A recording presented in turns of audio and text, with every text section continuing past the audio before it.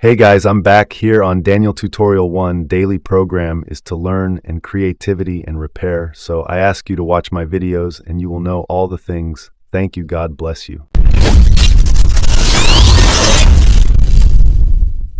Hangaro ndagira nkwereke ukuntu wakwapplyinga mu gihe ufite ifoto yemewe kandi ukaba wujuje ibisabwa. Noneho ndagira ngo nkuyobore uko wakuzuza iyi fomu yo kwapplyinga. Niba ufite ifoto n'ibisabwa byose, ndagira ngo nkande kuri iyi link. Ngiye link ndeba muri description yaho wanyura.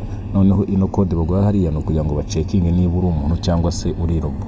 Yitangizwa na BS 5849. Ubishyiramo warangiza ukemeza. Tujya kuri fomu rero nyirizina. Fomu nyirizina kuri level ya mbere urashyiraho last name. Last name sorry. Kuri kabiri urahita ushyiraho first name, gatatu mid name niba ntayo uremeza hepfo. Aho kuri kano uhita ugenda umeze niba uri umugabo cyangwa uri umugore. Noneho ku matariki y'amavuko ubwo nimba ari ya mbere ukwa mbere ibyo wemezamo n'umwaka wavukiyemo awubona. Noneho duhite tugenda aho ngaho uremezamo ahantu wavukiye. Niba utahazi uremeza muri ako kazu kari hasi. Niba utahazi uremeza muri ako kazu kari hasi.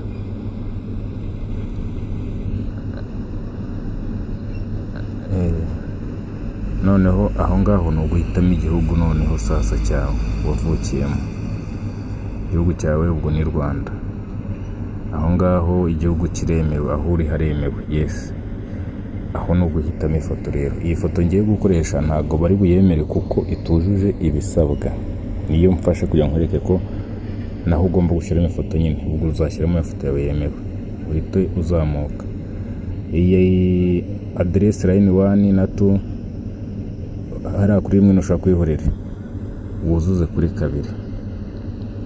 Urenda urugero wandikemo KG, ushyireho nkanjye wenda nashyire uyu maze kwandika KG wenda 50 ubwo n'umuhanda wawe cyangwa KG 70 uhita wongeraho site. Urabona ko ari 85. Aho ngaho rero country Kigali city.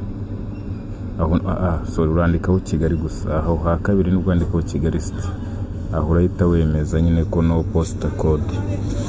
Aho handi no guhitamo igihugu cyawe cy'amavuko.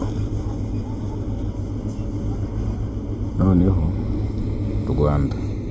Aho handi barakubaza ahantu uherereye kano kanya. Urahita ushyiramo kano kanya. Ubwo ngiye mperereye aho ngaho. Aho hepfo ni nomero yawe ya telefone. Yose itangizwa police de 150. Aho ni email yawe. Email yawe kuri ijya kwandika email bagahita baguherezaho gukirika hatasigara space uhita ugomba kuyikuraho. Naho ngaho kongera ugashyira ubwo ni email yo gukonfirma aho ngaho.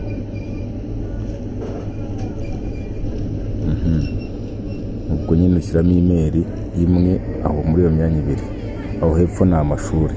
Hitamo nimba ari ahambere nimba ari akabiri nimba ari ahanyuma. I don't know.